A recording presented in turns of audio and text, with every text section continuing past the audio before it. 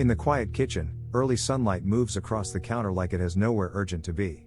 A recovering alcoholic sits still with a glass of clear water in his hand, watching tiny bubbles rise from the bottom. The glass is half full, but the mind does not always respect what is in front of it. Sometimes it reaches backward, toward what used to be there. The cool condensation gathers against his palm. That small coldness becomes a test. Not dramatic. Not public. No applause. Just a man, a kitchen, a glass of water, and the memory of another version of himself trying to speak through the silence. What does contentment look like when the old hunger still knows your name? This is where Zanshin begins, not in escaping the shadow, but in seeing one clear detail fully enough to stand correctly inside it. The kitchen is not loud enough to hide in. There is no television shouting from the other room. No traffic pressing against the window. No argument, no music, no clatter of late-night distraction. Just early morning light on the table, a refrigerator humming with the patience of an old machine, and a glass of clear water resting in a hand that remembers other weights. That is the strange cruelty of silence. It does not attack. It reveals. The man is not fighting a bottle in this moment. He is not standing in a bar doorway. He is not surrounded by people who know his history and watch him like a glass might turn into a weapon against his future. He is sitting in a quiet kitchen, in sunlight, holding water. From the outside, it is almost nothing.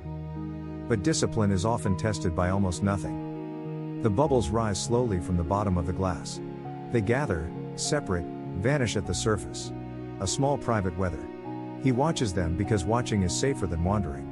The palm feels the cool condensation. A faint ring of moisture forms under his thumb. The glass does not accuse him. It does not praise him. It simply sits there, half full, clear, honest. And still, the memory enters. Not as a movie. Not as a dramatic scene. More like a smell that is not in the room but somehow arrives anyway. More like a shape his hand already knows. The old weight. The old burn. The old promise that one more would soften the edge of the morning, quiet the mind, make the body feel less separate from itself. This is the shadow, the memory of what used to be in the glass. Not the object alone. The meaning of it. The ceremony around it. The private permission. The way a person can teach the body to expect comfort from the very thing that steals command. And once the body learns that pattern, even clear water can become a mirror. He does not need to hate the memory to be in danger from it. That is what makes the confrontation honest. Sometimes the past does not return as a villain. Sometimes it returns as familiarity. It says, remember when this helped? Remember when the glass had another purpose? Remember when morning could be postponed? The untrained mind hears that and starts negotiating. It says, you are fine now. It says, you have earned peace. It says, you are only thinking, not acting. It tries to turn a memory into a loophole. It makes the kitchen smaller.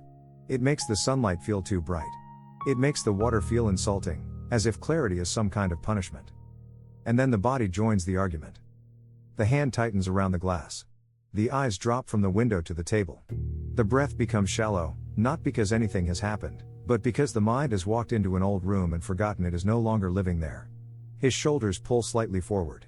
His jaw sets. The cool water against his palm feels both calming and cruel. This is where many people misunderstand self-control. They think discipline begins when temptation disappears. They think contentment is proven by the absence of desire, the absence of memory, the absence of discomfort. But that is not discipline. That is a weather report. Discipline begins when the weather changes and the person stays present enough to notice. Zanshin is not a dramatic force. It is not a speech. It is not gritting your teeth until your face becomes a mask. Zanshin is sustained awareness. The kind that does not abandon the room just because the mind has opened a door to the past. It is the ability to see the glass, feel the cold surface, hear the small kitchen hum, and recognize, this moment is real. The memory is also real. But only one of them gets my hands. That is the battlefield in this kitchen. Not victory over all history. Not a clean, heroic erasure of every old hunger.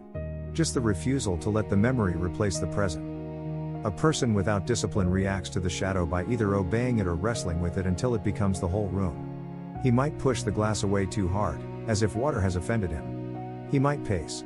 He might argue with himself until the quiet morning turns into a courtroom. He might start building a case for why this day is different, why he is different, why the old edge could be touched without cutting him again. But a disciplined person does something less impressive and more difficult. He stays. He lets the glass be a glass. He lets the water be water. He lets the bubbles rise without turning them into a prophecy. He does not demand that the past vanish before he chooses the present. He does not need to win the next 10 years at the kitchen table. He only needs to remain loyal to the next breath. That is the soul of objects in Zanshin. A small object becomes more than an object, not because it is magical, but because attention gives it moral weight. The glass of clear water becomes a teacher. It does not lecture. It reflects. It shows him the difference between fullness and hunger, between memory and command, between the old ritual and the new one. The old glass once trained him to leave himself. This glass is training him to return. Look closely at the half-full glass. It contains nothing dramatic enough for a stranger to notice. No symbol carved into it. No sacred design. It could be from any kitchen cabinet in America, the kind of ordinary glass stacked beside mismatched plates, maybe washed 1,000 times, maybe scratched at the rim, maybe bought in a set that lost half its members over the years. But that is why it matters. Discipline rarely arrives dressed as importance. It comes disguised as the ordinary. A sink wiped clean. A chair pulled back quietly. A hand wrapped around cold water before the day begins. A man sitting still when some part of him wants to disappear into motion, noise, or memory. The kitchen holds him without speaking. Sunlight moves over the counter. Dust appears in the beam near the window. The bubbles keep rising. His palm stays cool. The shadow tries to give the glass its old name, but he does not repeat it. He observes. Not with panic. Not with pride. Observation is cleaner than both. Panic says, I am in danger for myself. Pride says, I am above this now. Zanshin says, I am here. I can see what is happening. I can feel the pull without becoming the pull. That distinction is everything. Because contentment is not the same as comfort. Comfort wants the ache gone immediately. Contentment can sit beside an ache without handing it the keys. Comfort asks, how do I make this feeling stop? Contentment asks, what is already here that I have refused to honor? And what is here? Water. Morning. A table. Breath. A hand still capable of choosing. Light entering the kitchen without asking whether he deserves it. A half-full glass that does not need to become anything else to be enough. The memory of what used to be in the glass remains. The shadow does not politely leave because the sun came up. But the man is beginning to understand something that cannot be understood in a rush. The past may speak in the language of thirst, but the present speaks in details. The condensation on the palm. The bubble rising. The clear water holding the light. The quiet kitchen refusing to become a battlefield unless he gives the order. This is not a small moment because nothing is happening. This is a large moment because everything that matters is happening quietly. And in that quiet, the glass is no longer half-empty proof of deprivation. It is half-full evidence of command. Discipline does not begin after you feel calm. It begins in the first second you realize you are about to lose command. For him, that second arrives quietly. Not with a crash. Not with a shout. Not with a bottle on the table. It arrives in the small tightening of his hand around the glass of clear water. It arrives when the cold condensation touches his palm and, for one sharp moment, his mind tries to turn water into memory. This is where training begins. He does not stand up too quickly. He does not punish himself for remembering. He does not turn the kitchen into a trial where he is both the accused and the judge. He stays seated. He lets his feet press flat against the floor. He feels the chair under him. He notices the morning light on the counter.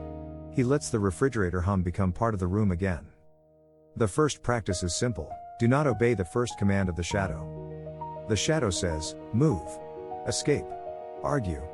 Fix the feeling immediately. But he does not move yet. He holds the glass with both hands and lets the cold surface tell him one plain fact. I am here, in this kitchen, at this hour, holding water. That sentence is not poetry. It is a rope. He says it silently, without drama. Here. Kitchen. Morning. Water. Breath. Each word brings one part of him back from the old room in his mind. The past may have entered, but it has not taken the chair. The memory may speak, but it does not get to name the moment. Then he lowers the glass to the table slowly. Not because the glass is dangerous. Because speed can become a hiding place. When the mind is stirred up, even an ordinary movement can turn into escape. So he makes the movement clean. The base touches the table with a soft sound. A ring of moisture spreads underneath it. He watches it form. That is the second practice. Anchor the body before you debate the mind. The mind can argue for hours. The body can return in one breath. He places one palm flat on the table beside the glass. He feels the cool dampness on his skin, the grain of the wood, the faint stickiness where sunlight warms the surface. He inhales through the nose, not to become perfect, not to become peaceful, but to stop drifting. He exhales long enough to hear the air leave. Once. Then again. Then a third time. No performance. No spiritual costume. Just breath, table, glass, morning. He looks at the bubbles rising in the water. They do not rush. They do not apologize for disappearing.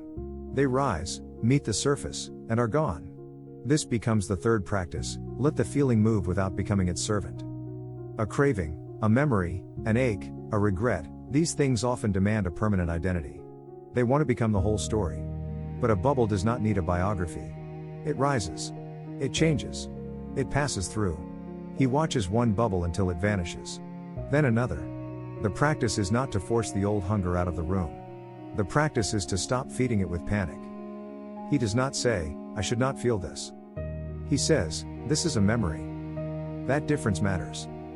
The first sentence adds shame. The second sentence adds distance. And in that distance, command returns. Now the battle must be made smaller. This is the fourth practice: do not try to win your whole life at the kitchen table. The mind loves to turn one hard minute into a prediction. It says, if this is still hard, maybe I have not changed. If the memory can still reach me, maybe I am weak. If the glass can still stir something in me, maybe the old self is waiting just under the skin. But the kitchen is not asking him to solve forever. It is asking him to do the next right thing. So he chooses one action small enough to complete. He lifts the glass again. He brings it to his mouth. He drinks one slow sip of water. He feels it cool his tongue, his throat, his chest. He does not gulp it down like medicine. He drinks it like a man agreeing with the present. Then he sets the glass down in the same place. This is how ritual begins. Not with grandeur. With repetition that teaches the nervous system a new road home. Lift the glass. Drink the water. Set it down. Breathe. Look at the light. Remain. Again, the memory tries to return. It has old confidence. It knows the shape of his weakness. It knows how to speak in the voice of relief. But now there is a ritual standing in the way. Not a wall of anger. Not a speech about willpower. A clear sequence of ordinary movements. The old ritual used the glass to leave the present. The new ritual uses the glass to enter it. He turns the glass slightly in his hand. Sunlight bends through the water and lays a pale shape on the table. For a moment, the glass is not a reminder of deprivation. It is an object doing exactly what it was made to do: hold something clear. That becomes the fifth practice: give the object its true name. Not punishment. Not replacement. Not proof that life has become smaller. Water. Morning. A glass. A choice. When an object has carried old meaning, the mind will try to keep using it as a doorway. Zanshin closes the doorway by giving attention to what is actually here. The rim. The weight. The condensation. The bubbles. The hand holding it without shaking. The sunlight entering clean through the side. He does not need to decorate the moment. He only needs to observe it fully. Then he does something almost too small to mention. He wipes the ring of moisture from the table with his thumb. Slow, careful, complete. The gesture matters because it refuses neglect. It tells the body, we are not drifting through this morning. We are tending it. That is the sixth practice: leave one small thing in order. A wiped table. A rinsed glass. A chair pushed back into place. These are not chores when the mind is trying to escape. They are signals. They tell the self that command is still available through the hands. He stands, carries the glass to the sink, fills it again halfway, and returns it to the table. Half full. Not empty enough to mourn. Not full enough to hide behind. Just enough to look at honestly. And he sits again. This is the deeper shugyo, repetition without spectacle.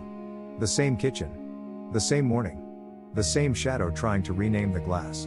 The same clear water answering without argument. Every time he returns to the glass as it is, he weakens the spell of what it used to hold. Every time he notices the condensation instead of chasing the memory, he trains attention to obey the present. Every time he drinks water without resentment, he teaches contentment to enter through the ordinary door. That is samurai discipline in its modern form. Not a war against feeling. Not a cold rejection of the past. A steady practice of command inside the exact room where the old story tries to wake up. The glass remains half full. And for this morning, that is enough to train with. The kitchen does not change all at once. The same refrigerator hums in the corner. The same morning light rests on the counter.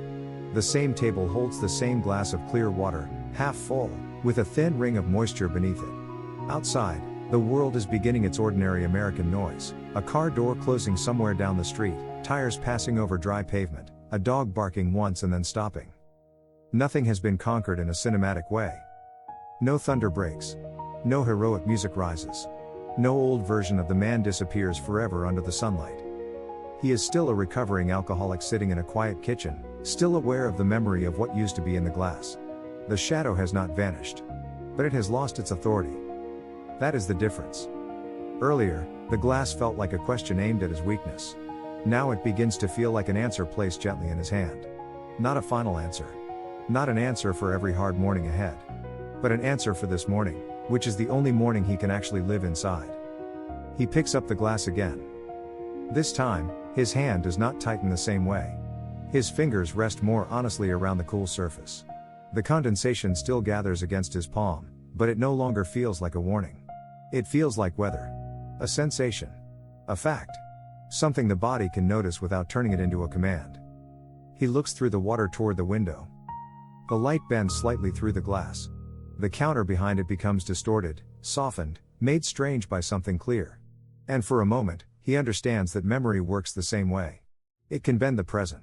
It can make an ordinary kitchen look like an old room. It can make a glass of water feel like a ghost. But distortion is not destiny. He lowers the glass and listens. The old memory tries to speak again, but now it has to speak over the evidence of the room. The floor under his feet. The chair holding his weight. The sunlight on his forearm. The clear water reflecting the morning. The breath that comes in and leaves without needing permission from the past. The outside world is not quieter. He is. This is the transformation that matters in samurai discipline. Not the fantasy of becoming untouchable. Not the cold myth of a person who never wants, never remembers, never struggles, never feels the old pull in the palm of the hand. That would not be strength. That would be a story told by someone afraid of being human. Real command is humbler. It looks like a man who can sit with a hard memory and not hand at the steering wheel. It looks like one slow sip of water. It looks like the refusal to turn discomfort into a verdict. It looks like staying present long enough for the room to become real again. He notices the glass is still half full. Earlier, that half-full line felt almost cruel, as if life were showing him what had been taken away. As if contentment meant pretending not to miss what once gave false comfort. But now the line in the glass has changed meaning. Half full is not a measurement of lack. It is a measurement of enough.